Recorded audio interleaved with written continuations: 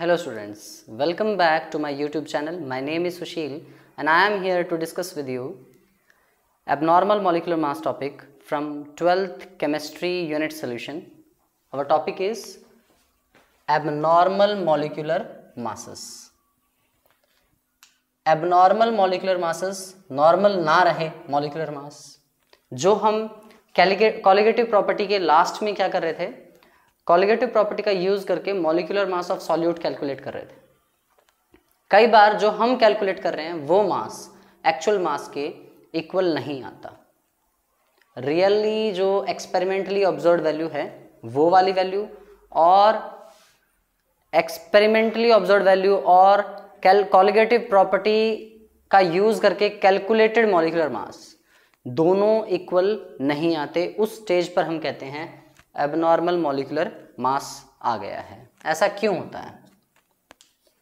जब solution non ideal हो और डाइल्यूट ना हो, जब सॉल्यूशन नॉन आइडियल हो या डाइल्यूट ना हो, या फिर सॉल्यूट अंडरगो एसोसिएशन, सॉल्यूट के पार्टिकल्स जुड़ जाएं, सॉल्यूट के पार्टिकल्स जब जुड़ जाएं in the solution, when the solute undergo dissociation, या फिर सॉल्यूट के पार्टिकल टूट जाएं इन द सॉल्यूशन, सॉल्यूशन में जाके KCl, हमने मान लीजिए एक मॉलिक्यूल KCl का लिया है, लेकिन यानी कि एक पार्टिकल KCl ये सॉल्यूशन में जाके टूट गया K पॉजिटिव और Cl नेगेटिव में, तो ये कितने पार्टिकल्स में टूट गया?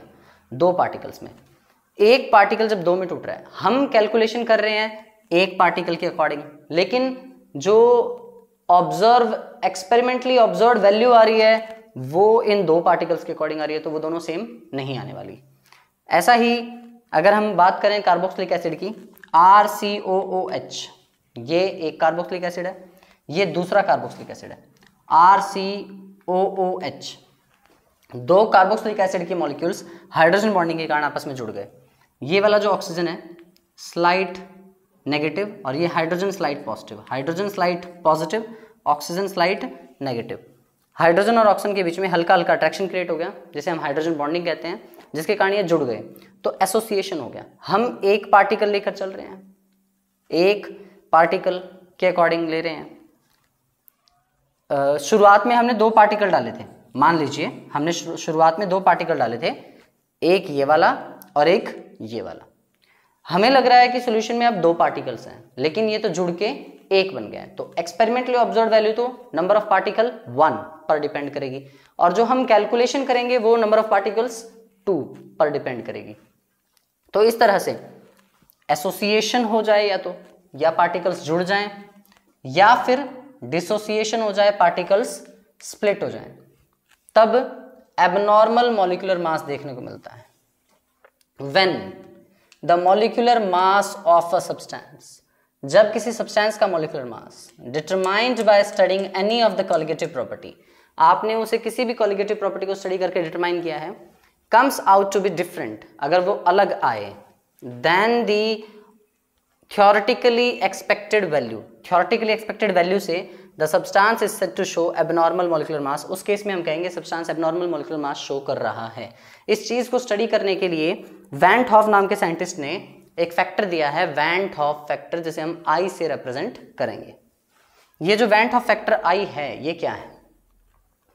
रेशियो है एक्सपेरिमेंटली ऑब्जर्व्ड कॉलिगेटिव प्रॉपर्टी का डिवाइडेड बाय कैलकुलेटेड या normal value of colligative property. Experimentally observed colligative property या कैलकुलेटेड या normal value of colligative property का जो रेशियो आएगा वो I होगा। और हमें पता है कि कॉलिगेटिव प्रॉपर्टी मॉलिक्यूलर मास के इनवर्सली प्रोपोर्शनल होती है।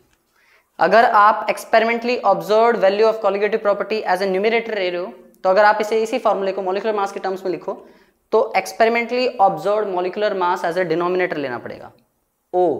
MO means observed molecular mass, और आप calculated value of colligative property, इसे आप एज ए डिनोमिनेटर ले रहे हो, तो calculated molecular mass MC as a numerator हो जाएगा।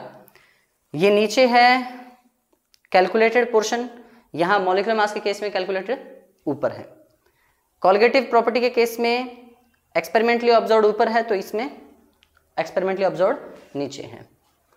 Van 't Hoff factor is a ratio of experimental value of the colligative property to the calculated value of colligative property. Experimental value of colligative property to the calculated value of the colligative property. अब देखिएगा, suppose कीजिए हमें पता है कि osmotic pressure जो पाई है उसके लिए फॉर्मूला था CRT. अगर कोई एबनॉर्मेलिटी नहीं है तो पाई CRT के इक्वल होगा, और अगर एबनॉर्मेलिटीज हैं मॉलिक्यूलर मास में तो ये दोनों इक्वल नहीं होंगे, ये दोनों इक्वल नहीं होंगे। ये तो हमने कैलकुलेशन के बेस पे किया है। कैलकुलेटेड कॉलिगेटिव प्रॉपर्टी जो है वो होगी CRT। Experimentally observed colligative property pi की कोई और ही वैल्यू आ रही होगी। ये जो रेशियो है ये किसके इक्वल होगा? I के इक्वल होगा।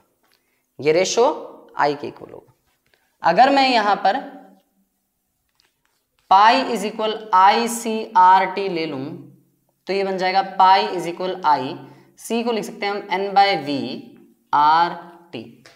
आई रिपीट, जनरली हम ये फॉर्मूला पढ़ते हैं कि पाई इज इक्वल CRT, लेकिन अगर एबनॉर्मल मॉलिक्यूलर मासेस का केस है या वहां पर एबनॉर्मेलिटीज आ रही हैं, जैसा हमें दिख रहा है एक्चुअली वैसा हो नहीं रहा, तो इसका मतलब ये दोनों वैल्यूज इक्वल नहीं होंगी। अगर ये इक्वल नहीं होंगी तो CRT तो कैलकुलेटेड है, डेरिवेशन से आया है ये तो ये कैलकुलेटेड कॉलिगेटिव प्रॉपर्टी है, और ये पाई की जो वैल्यू आएगी वो होगी एक्सपेरिमेंटली ऑब्जर्व्ड कॉलिगेटिव प्रॉपर्टी। तो I क्या बना? Experimentally observed value of colligative property यानी कि पाई divided by calculated value of colligative property यानी कि CRT। अगर मैं CRT को I से मल्टीप्लाई कर दूं तो फॉर्मूला बनेगा पाई इज इक्वल ICRT। C को लिखा जा सकता है N/V, C को हम N/V लिख सकते हैं, तो पाई हो गया पाई इज इक्वल I N/V/RT। इस तरह से हम सभी कॉलिगेटिव प्रॉपर्टीज के लिए फॉर्मूला कैलकुलेट कर सकते हैं। अभी हमने ये फॉर्मूला किया है pi is equal I N/V/RT। Next है depression in freezing point colligative property जो है वो होती है P0A minus P/P0A, sorry relative lowering in vapour pressure है ये P0A माइनस P/P0A, और वो इक्वल होगा IXB के। Elevation in boiling point delta TB equal होगा IKBM। M यहां पर मोलालिटी है, स्मॉल m है ये।